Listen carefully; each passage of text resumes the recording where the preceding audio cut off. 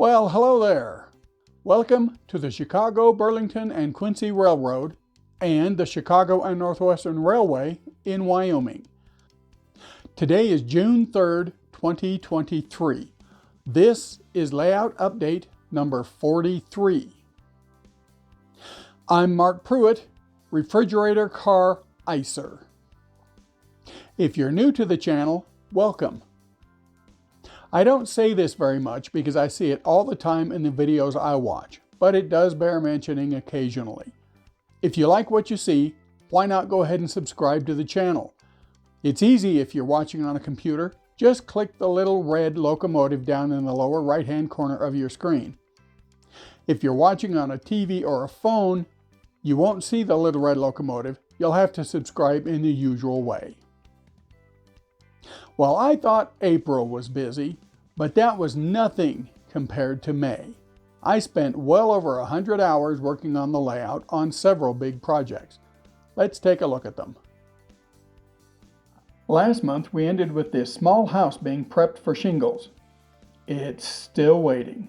Other, bigger projects were the focus for May. One of those projects was the Central Valley Model Works gusseted truss bridge. In last month's update, I reported that I was in the middle of building the bridge trusses. Right after that video dropped, I began connecting the two sides of the truss together. This required some unexpected surgery to the upper cross members. As you can see here, I would either have to trim off part of the flange on the truss girder or notch the cross members. I elected to notch the cross members. At this point, I shifted my attention to one of the other big projects, which I'll get to in a few minutes. On May 13th, I got back to the bridge again, and I had the two trusses connected together and the top diagonals installed. By the 16th, I had the diagonals installed in the side panels and temporarily assembled the truss, deck, and rails to get this shot.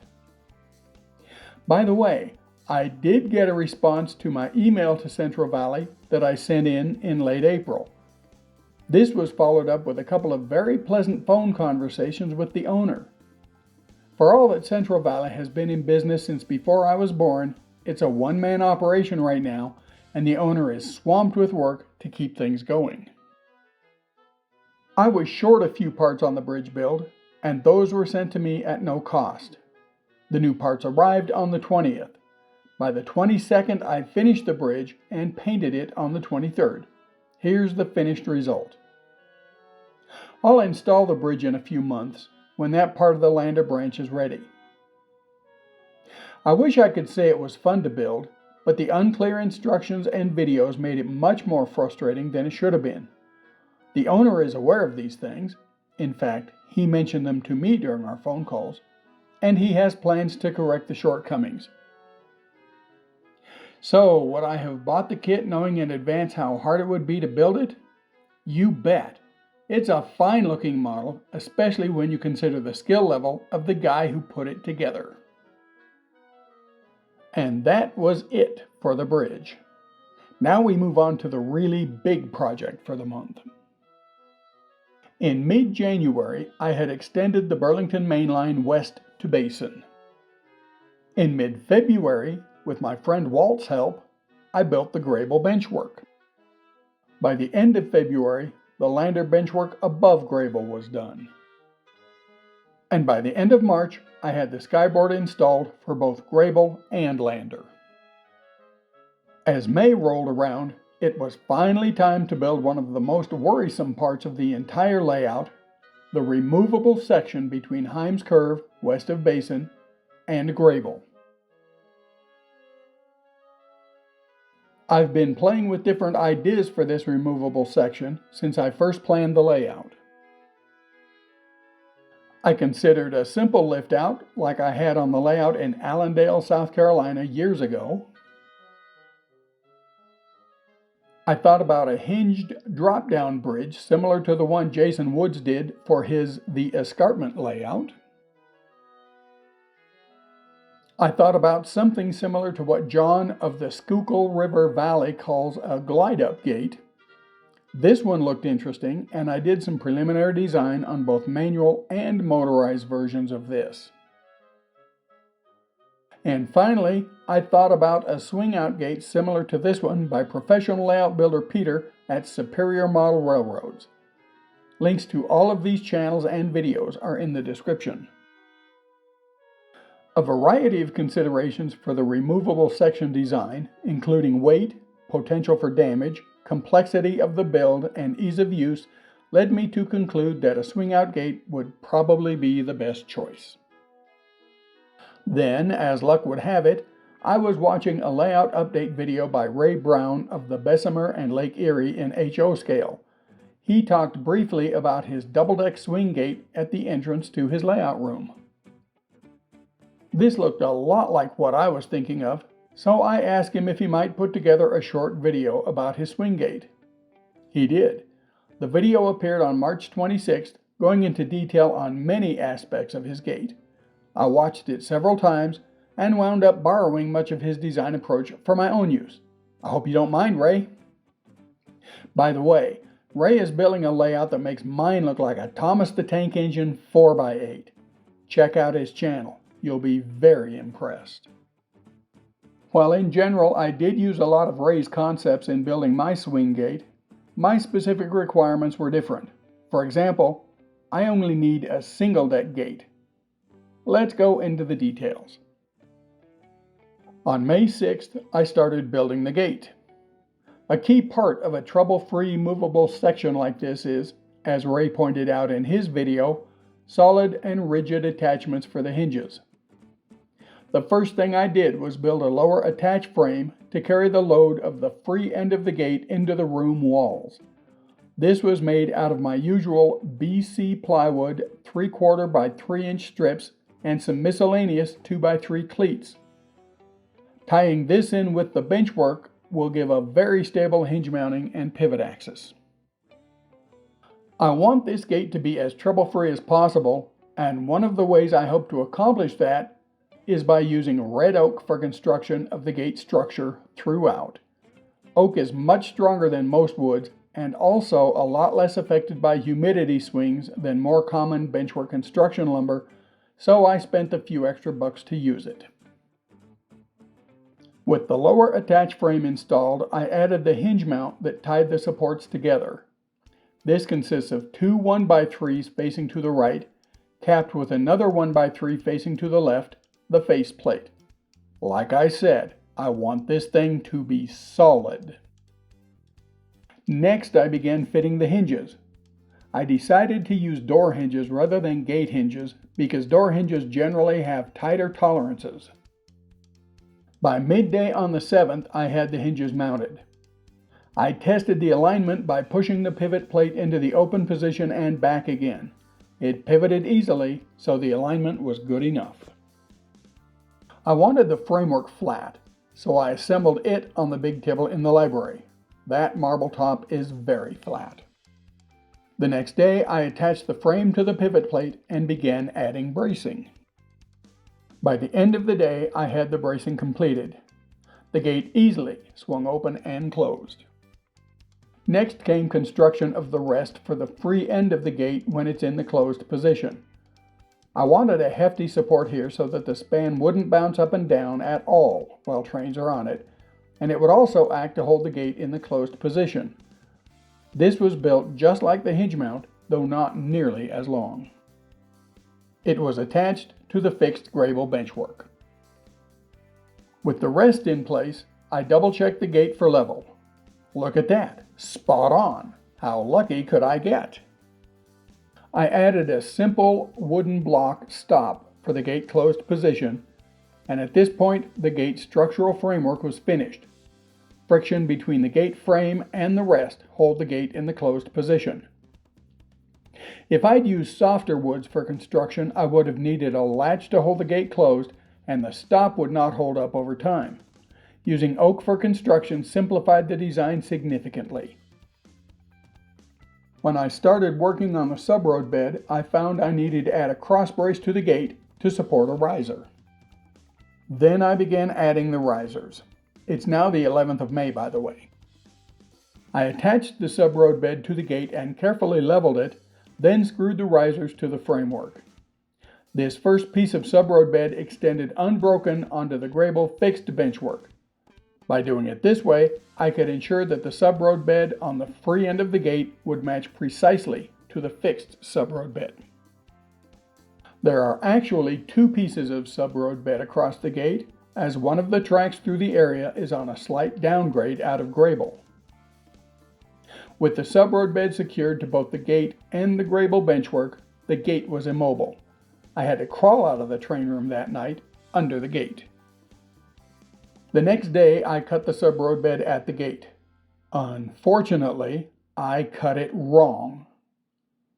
I had to take a big chunk out to get the gate open again. Disgusted with myself and afraid I would have to redo this entire section of sub-road bed, I stopped work for the day and turned out the lights. The next morning, I went back down to survey the problem. I decided to just scab on a narrow section of plywood to repair the bad cut. After all, the entire area would be covered with cork anyway, so an ugly fix would be just fine. By mid-afternoon, the cut was repaired. After the repair, the gate seemed to work very smoothly.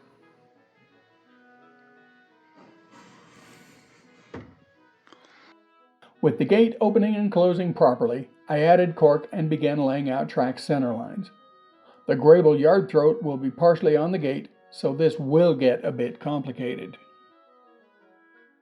Over the next couple of days, I cut out and began locating the Grable sub-road bed. This included carefully laying out and cutting a hole in the new sub-road bed to fit in the old Oren yard throat from the New Jersey layout. Then I clamped the sub-road bed for the wide engine terminal area up against the bottom of the Lander benchwork so I could add risers. That section of sub-road bed was so big it was hard to move around, so this was the easiest way to handle it. The afternoon of the 19th, I had the risers completed and installed the sub-road bed that will lead from Grable to west staging. By late evening, I had the Grable roadbed lowered back down and secured permanently in place, along with the fragment of Oren yard. I spent the next several days adding cork to the entire yard, finishing that on the 24th. Laying the cork in the back of the engine terminal under Lander benchwork was a pain, so on the 25th I disassembled part of the Lander benchwork to make it easier to work in the area. It will remain this way until trackwork in this area is complete.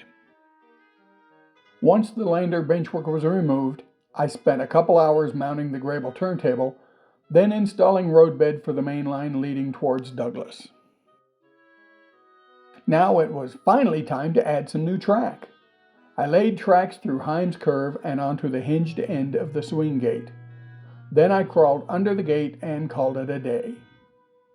I waited until the next morning when the caulk was dry and the track solidly affixed to the roadbed to cut the rails. After cutting those rails, I installed the main line across the rest of the gate and into Grable. This included installing a turnout on the gate that leads from the main line into Grable yard. By mid-afternoon, the caulk on that track was dry, so I cut the rails. I was very careful to make the cuts so that the gate would open and close properly. I didn't want a repeat of the mistake with the sub-road bed. I built a new turnout that will lead back across the swing gate to the Cody branch and east staging, and on May 30th I completed the main line into Grable all the way to the old yard throat. I realized a couple of days later I forgot to build and install the turnout that will lead to west staging. Oh well, I'll just have to cut it in a few days. I pushed a car across the swing gate and it seemed to smoothly transition onto and off of the gate, but that really wasn't a very good test. I spent the 31st installing bus wires for the new trackage and connecting temporary power. I threw together a test train and ran it all the way from Casper to Grable.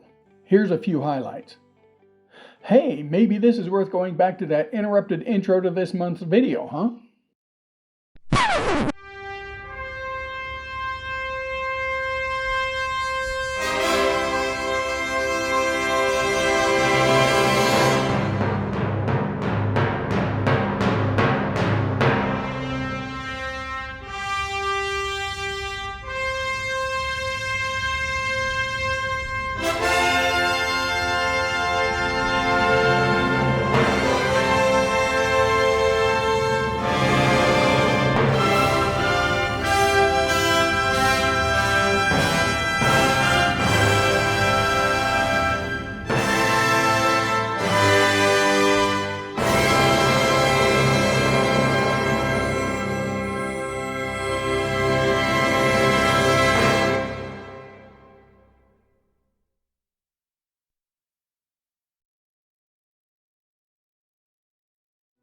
The power to the gate worked just fine, but I wanted it to be interrupted at the approaches and on the gate when it isn't completely closed, so on the 31st I went back and added leaf switches to both ends of the gate.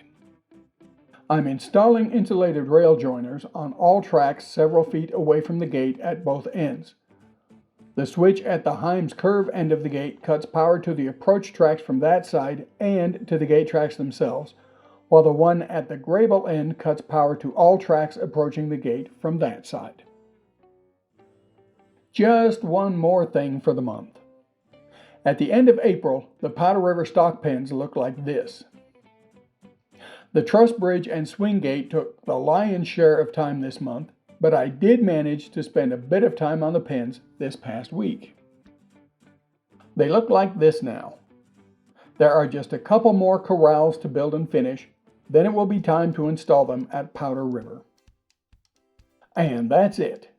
Like I said at the opening, a very busy month. Hopefully I'll get the stock pens installed this month. I'll also work on the Grable yard, of course, but I want to focus some effort on the scenery around and behind Rocky Mountain drilling too. That will mean building the rest of the chain link fence around the business and finally getting those shingles on that one house. I'm hosting an operating session June 27th, so if you'll be in the area and want to participate, leave me a note in the comments. Thanks for watching, everyone. Stay healthy, stay safe, and I'll see you next month.